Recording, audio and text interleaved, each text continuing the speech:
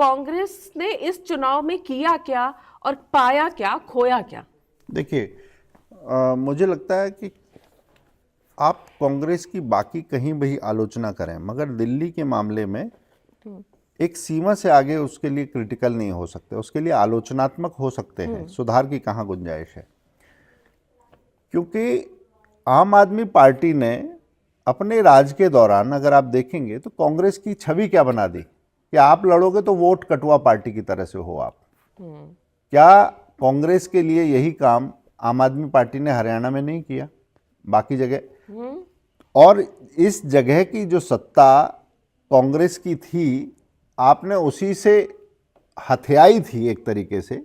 और हथियाई मैं इसलिए कह रहा हूं, राजनीति में सरकारों का आना और जाना ये लोकतांत्रिक घटना है, इसे इसी तरीके से लेना चाहिए कि आपके सारे आरोप, आपकी सारी चार्जशीट झूठी थी, आप बाद में उन्हीं कांग्रेस नेताओं से मिल गए, इसलिए आपने कांग्रेस को ठगा था, कांग्रेस ने आपको दुत्कार दिया। मगर दुत्कारने और फटकारने के साथ जो फोर्स होनी चाहिए थी, शायद कांग्रेस अभी वो साहस नहीं जुटा पाई है। इस निर्णय क्षमता का अभाव कांग्रेस के भीतर दिखाई देता है रणनीतिक तौर पर। हालांकि नई दिल्ली सीट पर कांग्रेस लड़ी, मगर मैं इसे पूरी तरह ये नहीं मानता कि संदीप दीक्षित का पर्सनल एजेंडा की तरह से लड़ाई लग रही थी। मगर कुछ घटनाएं ऐसी हुई, जैसे अजय माकन को प्रेस कॉन्फ्रेंस से रोका जाना, बिल्कुल सही बात है। ये शायद नहीं होता तो शायद और करारी लड़ाई हो सकती थी। कांग्रेस को अपनी खोई हुई जमीन वापस पाने का हक क्यों नहीं है दिल्ली में? कांग्रेस को खोई हुई जमीन वापस पाने का इसलिए हक है कि लोगों को तुलना करने में कि प्रशासन डिलीवर कैसे करता है, आप में और इनमें अंतर क्या है, ये दोनों के बीच में एक अंतर करने वाला, भ्रम करने वाली एक राजनीति खड़ी हो गई थी। उसके छिटकने के बाद कांग्रेस को वो जमीन हासिल करने का पूरा अधिकार है। और मुझे लगता है राष्ट्रीय राजनीति में भी ये जो चोट है, इसके बूते आम आदमी पार्टी की जो डीलिंग पावर है वो चली गई है। कांग्रेस से कभी भी करते थे कि नहीं, दिल्ली में तो हम तुम्हें औकात दिखा चुके हैं, आप इस साइज में रहो। कांग्रेस ने कहा कि नहीं, आप राष्ट्रीय स्तर पर जिता नहीं सकते, हम आपको हरा सकते हैं। ये कांग्रेस ने सिद्ध कर दिया। अब जो नस है वो कांग्रेस के हाथ में है, आम आदमी पार्टी की। इसलिए वो जो किंग मेकर के तौर पर बनना, खुद को प्रोजेक्ट करना, यहाँ से लड़ना, गोवा से लड़ना, काशी से लड़ना, कांग्रेस के किसी नेता को भाव नहीं देना, फिर अपनी हुई कही हुई बात से कभी भी पलट जाना, ये सारे जो चीज़ें देखने के बाद कांग्रेस ने लड़ा तो सही, मगर आत्मविश्वास की कमी वहाँ नेतृत्व में भी दिखती है, अस्पष्टता की कमी पार्टी में क्या नेतृत्व में भी दिखती है। असल में कांग्रेस का जो सलाहकार परिषद होती है, उसकी बड़ी भारी कमी है। और उसमें भी अतिवादी तत्व या वामपंथी तत्वों का जो प्रवेश हुआ है, उससे उनकी राजनीति ही गड़बड़ा गई है। कांग्रेस को अगर ठीक करना है तो कांग्रेस को अपने वैल्यूज और अपने कैडर के साथ दोबारा से संगठित होना पड़ेगा, ये उनकी आवश्यकता है।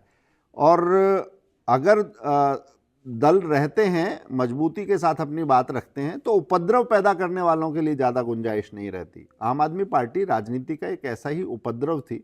वो शांत होने के बाद कांग्रेस को भी थोड़ा दृढ़ता से सोचना पड़ेगा, अपनी राजनीति को दोबारा से क्लासिफाई करना पड़ेगा कि हाँ, ये करना है, ये नहीं करना है।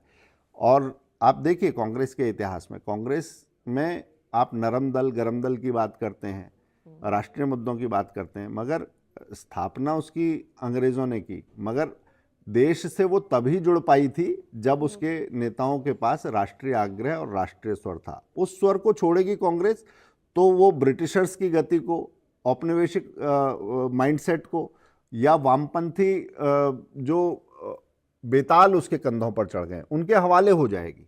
कांग्रेस की अपनी आइडियोलॉजी क्या है, क्या वो इस देश से जुड़ती है या नहीं जुड़ती है, क्या वो इस देश की जनाकांक्षाओं से जुड़ती है या नहीं जुड़ती है, ये उसे बारीकी से सोचना पड़ेगा। वरना बार बार ये होगा कि इसमें दूसरे वोट बैंक का कितना पैबंद लगना है, इसमें कैसे लगना है, तब फिर हमारी पूरी ड्रेस बनेगी। कांग्रेस अपनी दुर्गति करा चुकी है इस मति भ्रमता के कारण, और इसी कारण ये आम आदमी पार्टी का शिगुफा पला था। एक शेर जो मैं कांग्रेस के नेतृत्व के लिए कहता था, आज मुझे लगता है वो दिल्ली के संदर्भ में भी प्रासंगिक है कि दिल के फफोले जल उठे सीने के दाग से, इस घर को आग लग गई घर के चिराग से।